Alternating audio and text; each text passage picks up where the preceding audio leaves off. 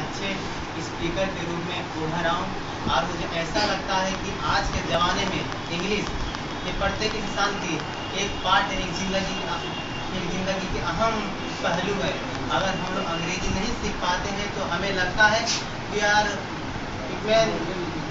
मैं ये समझता हूँ हम लोग अधूरे हैं।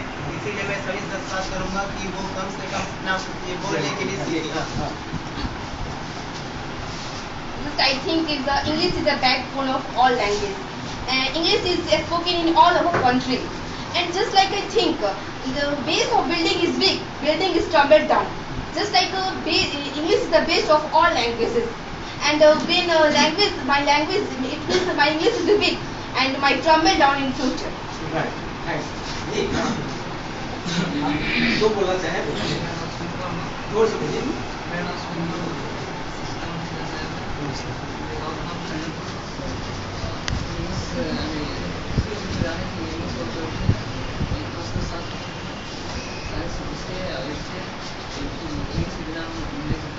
अच्छा ये बताइए आप लोग बिना नाम और गाँव का आपको कोई ज़रूरत है, 3-4 मिल गया।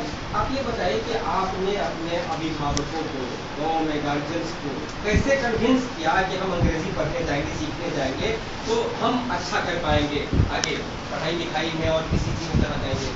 क्या सोच के आपने उनको कन्विंस किया और उनका क्या उम्मीद उनकी आपसे क्या है, वो क्या करके आपको भेजे हैं कि क्या बेटा ये पढ़ के आओ, किस तरह से आओ, ये दोनों बातों को जरा आप लोग बताइए। ठीक, जब हम पटना पहली बार आए हैं हमको पता चला कि इंग्लिश से ही सब कुछ है। जब हम कोचिंग ज्वाइन किए या कंप्यूटर सेक्टर में ज्वाइन किए तो टोटल चीज़ हमको इंग्लिश में भी करना पड़ता। तो वहाँ हमको कमी खली कि इंग्लिश क्या चीज़ है।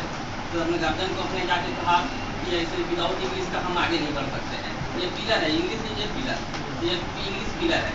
तो हम बिना इंग्लिश का हम आगे नहीं बढ़ सकते। इसलिए हमको इंग्लिश के लिए हमको ज्वाइन करना ही पड़ेगा उसके लिए, इस प्रोग्राम के लिए या उससे आगे बढ़ने के लिए। अगर इस सेक्टर को हम नहीं ज्वाइन करते हैं और किसी भी सेक्टर में हम आगे बढ़ नहीं सकते हैं। इसलिए सबसे पहले अभी मॉडर्न लाइफ में सबसे पहले मेरे लिए सबसे डिफिकल्टी इंग्लिश ही पढ़ना है। अच्छा आपकी तरह सोचने वाले आपके गाँव में और लड़के थे और वो भी कोशिश कर रहे हैं कि वो भी आगे बढ़े?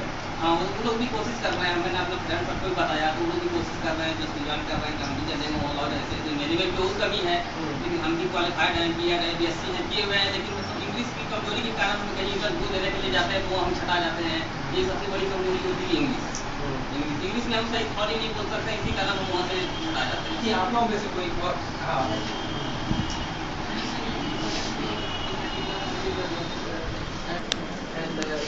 good form available in English only, so that I learn English. Fine.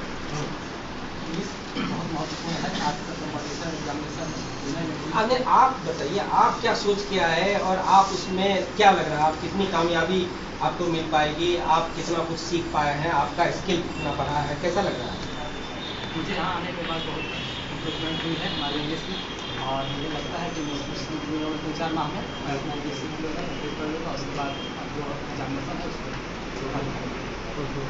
अच्छा रोजगार में ज़्यादा मदद मिलेगी, आप लोग में से कितने लोग ये मानते हैं और इसके बारे में क्या कहें? बिल्कुल, आज के समय में इंग्लिश बहुत महत्वपूर्ण है। आपको देखिए बिना इंग्लिश के अगर आप इंग्लिश की जानकारी रखते हैं, मेरा अपना एम्बिशन है MBA आफ्टर ग्रेजुएशन, देन हम अगर इंग्लिश को बहुत ज़्यादा इम्प्रूव कर लेते हैं तो बिना इंग्लिश इम्प्रूव किए हुए 10 से 15,000 हम लोग अर्न कर सकते हैं। अगर इंग्लिश हम लोग सीख लें तो हमारे सैलरी में भी इंक्रीज होगा और इम्पोर्टेंस भी बढ़ जाता है। ये कह रहे हैं कि अंग्रेजी सीख लेंगे तो तनख्वाह भी बढ़ेगी, आप लोग जैसे आप लोग भी यही मानते हैं?